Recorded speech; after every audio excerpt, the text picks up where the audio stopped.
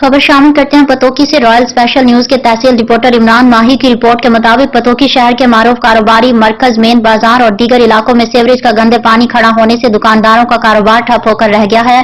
ग्राहकों और इलाका मकीनों को गंदे पानी से गुजरकर जाना पड़ रहा है, जिसकी वजह से ग्राहकों की आमदोरफ्त बंद हो गई है, जबकि रिहायशी इलाकों में इलाका मकीन सख्त परेशान है। म्यूनिसिपल कमेटी पतोकी के जिम्मेदारान को इतला करने के बावजूद म्यूनिसिपल कमेटी पतोकी का अमला सीवरेज ने कोई नोटिस नहीं लिया। मरकजी अंजुमन ताजरान सिटी पतोकी के रहनुमाओं हाजी मोहम्मद अरशद, गोल्डन शेख साबिर अली, हाजी मोहम्मद आसिफ सईद और शहर के अवामी समाजी हलकों, सिविल सोसाइटी के नुमाइंदों ने असिस्टेंट कमिश्नर पतोकी और डिप्टी कमिश्नर कसूर से शहर के बाजारों की नागुफ्ता बेहालत पर फौरी नोटिस लेते और नाअहल अमले के खिलाफ सख्त कार्रवाई का मुतालबा किया है।